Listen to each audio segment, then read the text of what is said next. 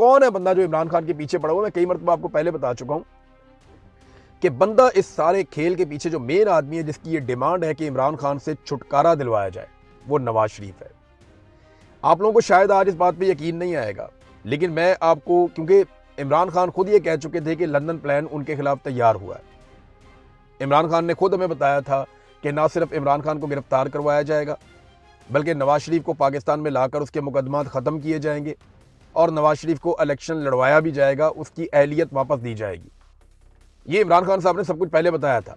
नवाज शरीफ वो आदमी है जो पाकिस्तान की मिलिट्री एस्टेब्लिशमेंट को बार बार ये कहता है कि मुझे इमरान खान से छुटकारा लेकर दो। नवाज शरीफ इसके पीछे एक बड़ा प्लेयर है और मिलिट्री एस्टेब्लिशमेंट जो है वो बेगुनाह तो हो नहीं सकती। उन्होंने हमेशा जुल्म किया है, पाकिस्तान के जिस भी सियासतदान पे जुल्म किया है उसके पीछे से एक ही अगर कोई आप किरदार निकालेंगे तो मिलिट्री एस्टेब्लिशमेंट का ही होगा। जो इन्होंने किया बंगालियों के साथ, जो किया महाजरों के साथ, जो किया बलोचों के साथ, जो किया पठानों के साथ, जो किया पंजाबियों के साथ, अब वही इमरान खान के साथ किया जा रहा है, वही कश्मीरियों के साथ किया जा रहा है। तो अगर आप एक पीछे जिम्मेदार निकालें तो वो पाकिस्तान की मिलिट्री एस्टेब्लिशमेंट है। पाकिस्तान तहरीक इंसाफ ने अपने लोगों को कहा था कि एहतजाज करने के लिए आपने आना है और इजहार यकजहती के लिए भी आना है, और इस्लामाबाद हाई कोर्ट में सारे के सारे पहुंचे। ये फैसला गुज़िश्ता रात लगभग 10:30 बजे के करीब हुआ और 12 बजे के बाद ये खबर हर तरफ फैल गई थी। यहाँ बरतानिया में मौजूद सहाफ़ी, हम सबको पता चल गया, पाकिस्तान में मौजूद तमाम जर्नलिस्ट वो इसको रिपोर्ट कर चुके, लेकिन पार्लियामेंटेरियंस नहीं पहुंचे। सलमान अकरम राजा साहब ने वहाँ पे खड़े होकर काफ़ी भड़ास भी निकाली। उन्होंने कहा जी ये 70-80 पार्लियामेंटेरियंस हैं, ये क्यों नहीं आए? क्या कौम अब इनका इंतज़ार करेगी या कौम अब इन पे भरोसा करेगी? कौम को अपने हक के लिए निकलना है, इन 70-80 लोगों के ऊपर आप भरोसा नहीं कर सकते। वो इतने मायूस हुए, उन्होंने कहा जी मैं गिड़गड़ाया इनके आगे, मैंने इन्हें कहा कि आप सबको आना होगा, लेकिन ये नहीं आए, ये सारे कहाँ गए? फिर उन्होंने कहा कि मैं जानता हूँ कि कौन कौन नहीं आया और कौन कौन क्या कर रहा है।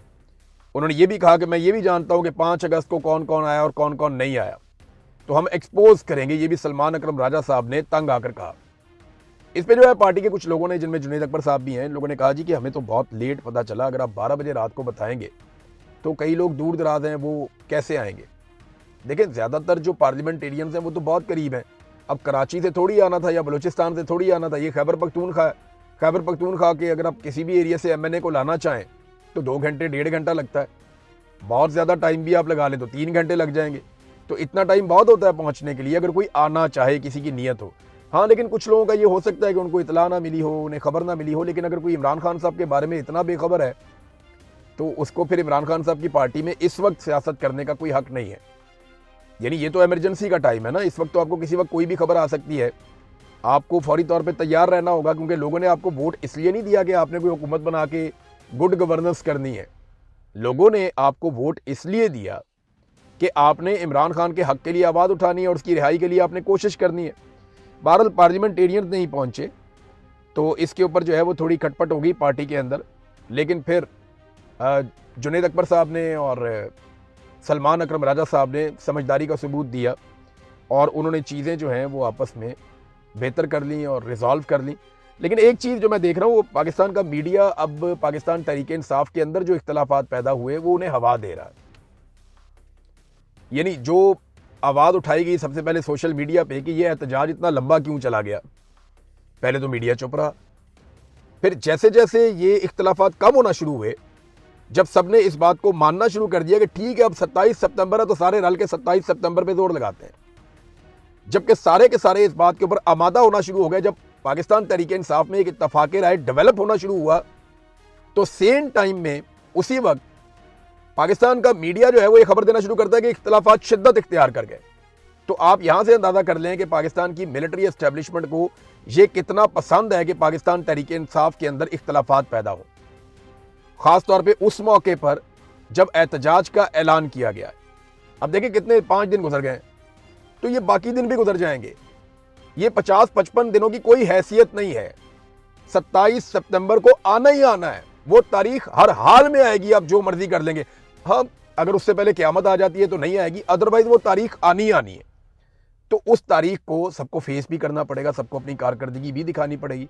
तो उसकी तैयारियां करना ज़्यादा ज़रूरी है बजाय इसके कि उससे पहले लड़ाइयाँ की जाएं।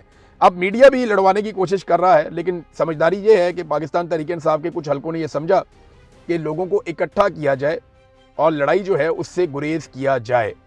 नाजरीन, जो बात सुहेल अफरीदी ने की थी ना सेक्टर कमांडर वाली, ये एक मौका मिला है सुहेल अफरीदी को और पाकिस्तान तहरीक इंसाफ को, तहरीक तहफ़्फ़ुज़ आईन पाकिस्तान को, इवन फजलुर रहमान को, तमाम लोगों को ये मौका मिला है कि ये पाकिस्तान की मिलिट्री एस्टेब्लिशमेंट को यहां से पीछे हटाएं।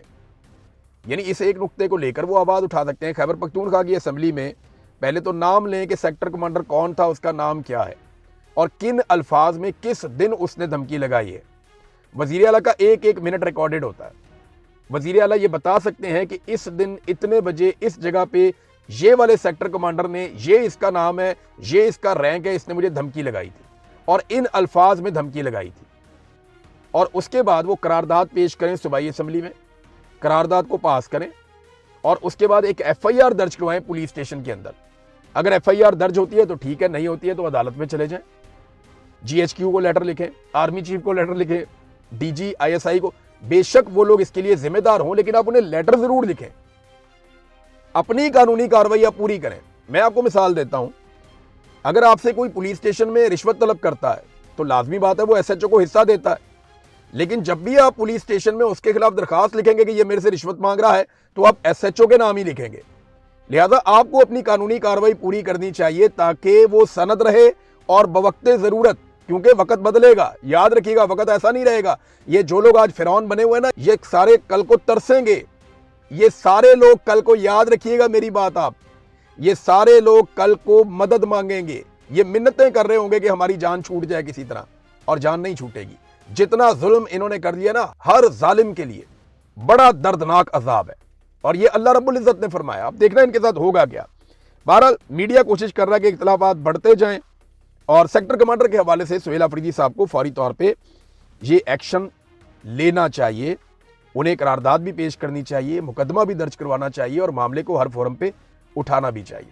देखें ना, अभी ये लतीफ़ खोसा साहब ने भी एक स्टेटमेंट दे दिया नदीम मलिक साहब के प्रोग्राम में और बड़ा खुलकर उन्होंने कहा कि हर जिले पर sector commander, colonel, major, brigadier, ये फौजी अफसर बैठे हुए हैं, ये वहाँ फॉर्म 47 बनाते हैं, इनका क्या काम है? चादर और चार दीवारी का तकद्दुस पामाल करते हैं, इनका क्या काम है? अब कैटेगोरिकली लोग बोलना शुरू हो गए। पहले लोग बोलने से डरते थे, बात नहीं करते थे, अब लोगों ने खुलकर बात करना शुरू कर दी है। ये एक अच्छा साइन है।